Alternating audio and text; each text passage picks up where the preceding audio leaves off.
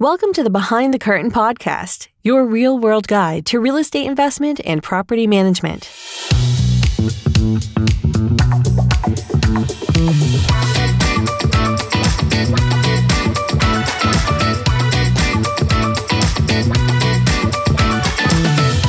Welcome back to another episode of Behind the Curtain, where we discuss real estate issues, investment real estate issues across the country, and in my favorite rental market, Memphis, Tennessee. I'm joined again by Tina Talarico of Capital City Mortgage. Tina has been in the business for 25 years and is a certified commercial lending broker. And I've done a lot of business with Tina here of late. She's done a marvelous job for a lot of my investors that are looking for lending sources to build their portfolios and add on. So today we're going to talk about interest rates. And by the way, I'm Brett Bernard with EPM Real Estate. I'm an expert in investment real estate. I call myself an expert, but our producer thinks that I'm overinflating my ego. I am an expert in the Memphis investment market. So if you have any interest in the Memphis market, or if you have questions about real estate, feel free to call me directly on my cell at 901-692-7401. Welcome, Tina. Hello today. You can reach me as well at 901-826-7218. I'm a commercial loan officer, a loan consultant, and I can surely assist you in any type of residential lending that you need, and other things too, but primarily I work with investors as well. Now, in our last episode, Tina, we talked about the types of loans. We dug a lot into the ARM loan. Investors, I get requests about my opinion of ARM loans. We talked about how I hated ARM loans for the various reasons. But then through our discussion, I think we both realized, yeah, it's a dangerous loan for a homeowner, but for an investor, it can be a great loan for producing cash flow, more cash flow, and creating more wealth through an ARM loan. And we discussed the different topics. So you can go back and listen to our last episode, and you can listen about the ARM loans and the types of products and stuff that are out there. Today, I want to deal with interest rates. Literally, this time last year, interest rates were 2.8, maybe 3. Where are they at? Prime interest rates are in the 5s now. And as of June, the Feds had 4 more rate increases planned. And one of them has hit us already in June. They're scheduled to hit us again with 0.50 or 0.75. And in my 25 years in the business, it's just very unusual for us to see more than a 0.25 basis points in rate increase at one time. But they've been doing them very frequently and hitting the rates with a 0.5 point and 0.75 point at one time. So they're predicting by the end of the year, as of June, another 2% increase by the end of the year. That's going to put us where? That'll put prime lending right at 7 or a little over. And those people that have not been in the housing market for very long, they've been spoiled with these low rates. However, I've been around when they were 14 and 15 and 13. So 7% has been the norm for me. And I'm like, what's the big deal? We just got lucky and hit a spot there where we stayed extremely low, historically low, for longer than I thought it would last. However, we're probably going to be somewhere around 7% is what they're predicting. I don't think anybody can predict what the rates are going to do, but I think they're going to top out 7.5. I don't even know if they'll reach 8. Let's hope they don't, but if they do, it's really not going to slow anybody down. People still have to have a place to live, and investors can still make money without a doubt. They just might have to, as rates increase, just have a little bit different strategy going at it. And as we were talking about in the last segment, maybe do an ARM loan, an interest-only loan where you're paying the interest only on a property. Your investment's still going to grow. You're still going to have that equity grow. Without a doubt, investment properties are the way to go. I talk with a lot of just your average, everyday citizen, and they tell us, I really would like to get into that. Anybody can do it, especially... Yeah. We don't require tax returns. We don't require W-2s. We don't require any of that. As long as you have the credit score and some down payment money and closing costs, you can certainly purchase even a first-timer. We take new investors as well. So we're dealing with the current state of affairs in the market from an investment perspective. It's July 9th, 2022. But when you talk about interest rates at 7, I remember when I first moved to Memphis, I was buying and flipping houses. That's how me and Glenn met and became best friends. And back then, the rate was, I think, 8.5, 9 was considered a very good rate.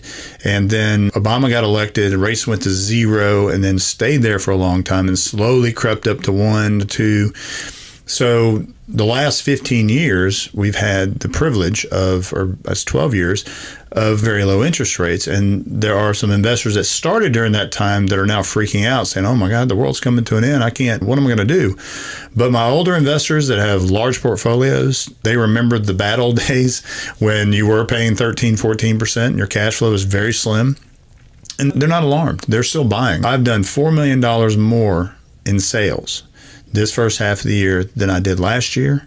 I've done $3 million more than I did the year before. So I'm halfway through the year, and I will exceed all my previous year's records this year, probably by August. So for me, it's not slowing down. Investors are buying up as fast as they can. And I think it's because they are taking a different perspective of the process. If I buy a home and I can produce $200 a month cash flow, eventually that home is going to have a value of X. I paid X for it. I've got an equity position. I've got an asset that's got a value.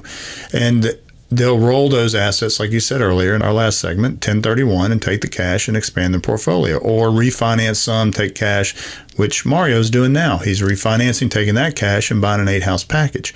So when we get into interest rates, I really wanted to talk about it because I hear the fear in investors, but I also hear doesn't really matter to me. I'm fine. It's 7%, big deal, or it's 5%, whatever it's going to be.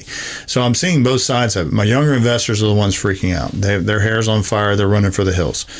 You predict we may be at 7. Now, that is on the residential prime side. Mm-hmm. I do commercial lending. So commercial lending is always a little bit higher in rate than owner-occupied purchase. Just earlier this year, we were in the 4s, high 4s, mid 4s to 5%. When rates were mid 3s to high 3s. And as rates have increased on that side, of course, we've been hit with it too. So probably less than about 30 days ago, they were a little bit better than they are now, but they haven't increased significantly. And you're right, you shouldn't be afraid to buy investment property because you know that a refinance is always there. So we do a lot of refinances, a lot of cash out, rate term. We do the rate term on ARM loans. If somebody has an adjustable rate mortgage and they want something fixed again and they don't want to take a chance of what the market's doing right now, then they'll refinance it into either another ARM with a 5, 7, or 10-year fixed period or a 30-year fixed. We offer both. My assessment of it is very simple. I'm a cash flow type agent. I'm very different than a lot of other agents. A lot of other agents spend so much time with market value. I get a lot of offers, or I send out offers, and they come back and say, well, market value is X. I don't care. If it only produces $900 a month, then the market value based on cash is $90,000 in my book. So if you want $140,000, good luck. Keep it on the market for the next 6 months and see what you can do. But the flip side of that is also the same. If they listed it for 90, it's worth 90, but it's producing $1,200 a month in cash flow, I will tell my investor your all-in cost can be up to $110,000 with repairs. You're still breaking the 1% mark that every investor looks for. So why does it matter? Because in 5 years, that house is going to be worth $120,000. 10 years can be worth $160,000, $170,000. So the asset's going to grow, rent's going to grow. So why does it matter what the market value says today?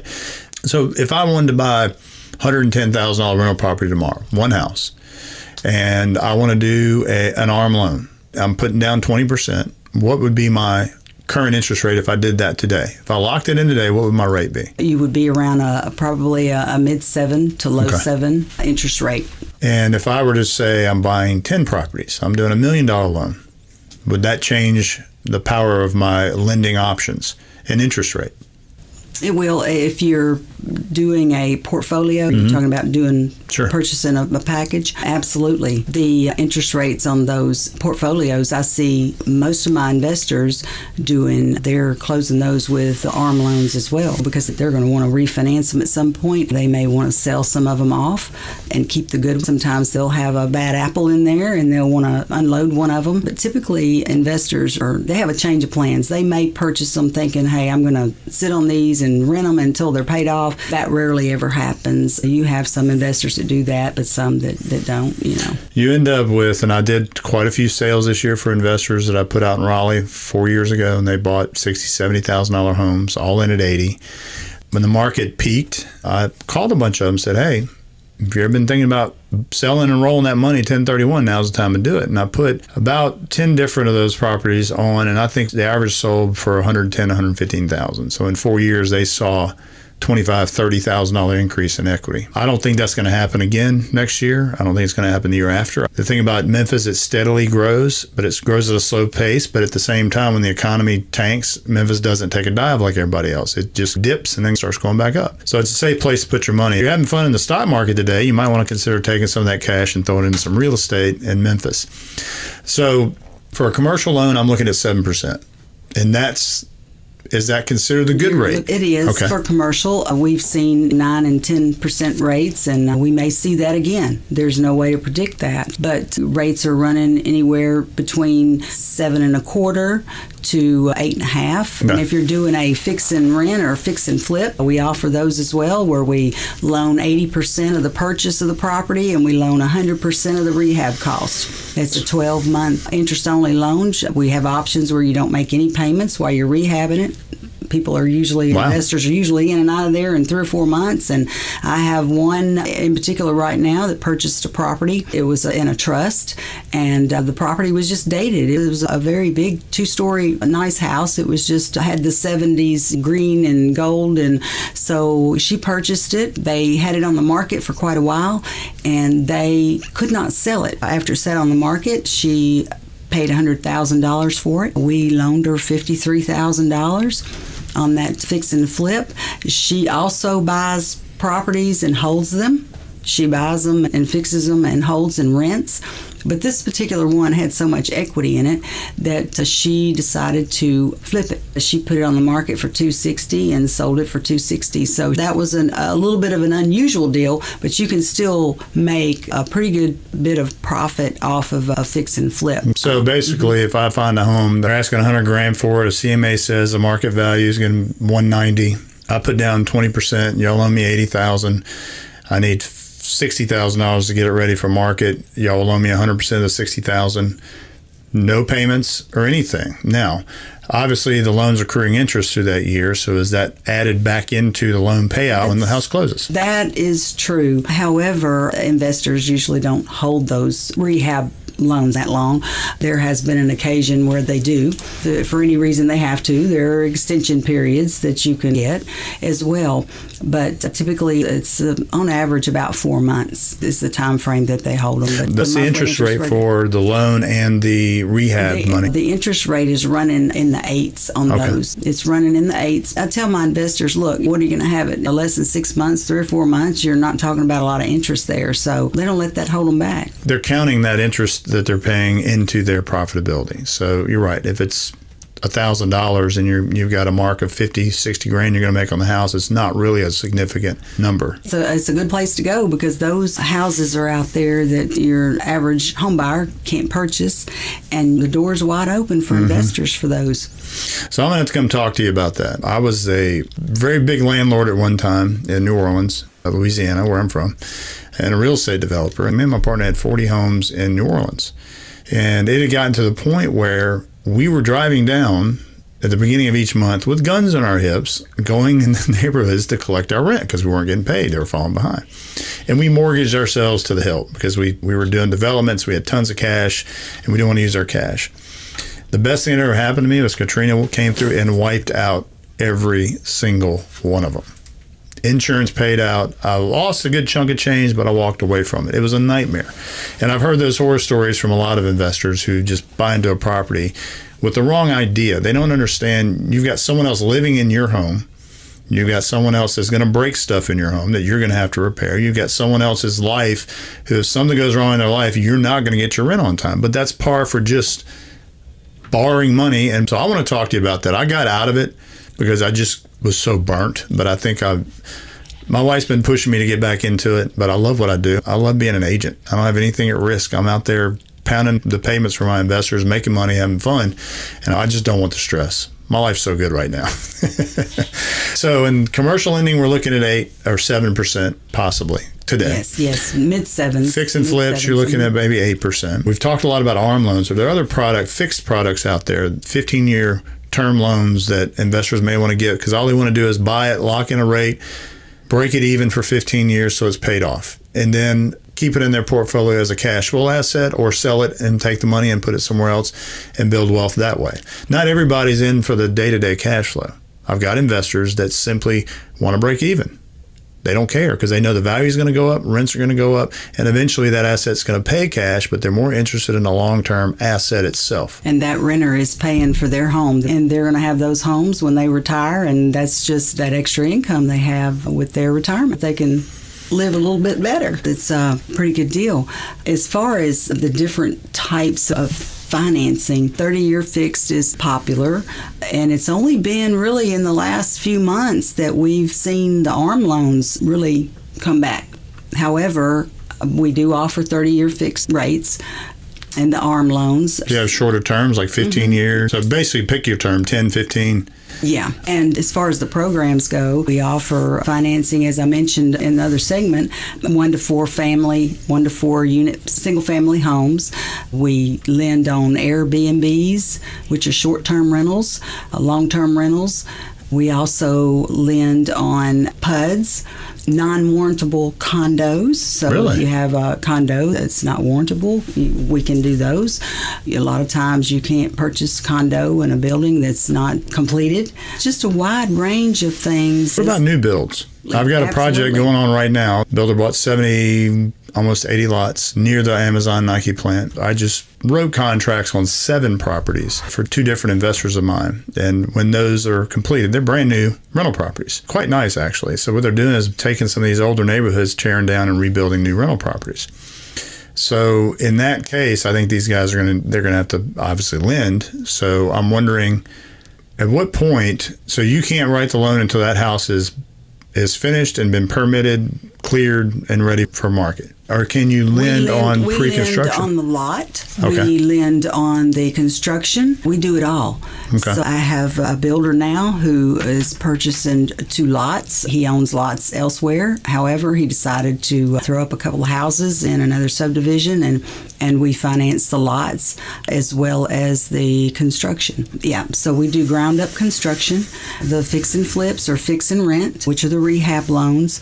We also offer no-doc loans, bank statement loans. So if you don't want to go DSCR, now DSCR is our most popular loan. And what does DSCR stand for? That's debt service coverage ratio. Okay. That means that the underwriting is based on the cash flow of the property. They take the market rent versus the monthly payment, principal, interest, taxes, and insurance. And if there's a management fee in there, they throw that in there. And as long as it meets that debt service coverage ratio, they don't have to have any type of income, no proof of income. We don't ask for business tax returns, no personal tax returns. We don't even list the income on the application. Wow. In some of the programs, we do ask for tax returns, but it goes at most recent year. But it's not for qualifying. It goes to a different department only to show that you are filing your tax returns. So we're going to wrap this up. My name is Brett Bernard, EPM Real Estate. I am an investment agent in Memphis. I deal with investors around the world and across the country buying and selling portfolios. With me is Tina Talarico, who is a lending expert who can help you decipher what type of loan works best for you. If you're just getting into real estate, if you're an old war dog and but you're looking at refinancing or maybe expanding, give me a call at 901-692-7401. Give Tina a call if you have any questions about lending at 901-826-7218. Well, I appreciate you being here, Tina. We're going to keep you for the next segment as well. Thanks a lot for listening to Behind the Curtain. Thank you for listening to Behind the Curtain podcast, your real-world guide to real estate investment and property management. Be sure to subscribe at BehindTheCurtainPodcast.com. And if you'd like to learn more about Enterprise Property Management's real estate services, please visit us on the web at EPMRealestate.com. This has been a Sound Ideas Group production for Enterprise Property Management, Inc.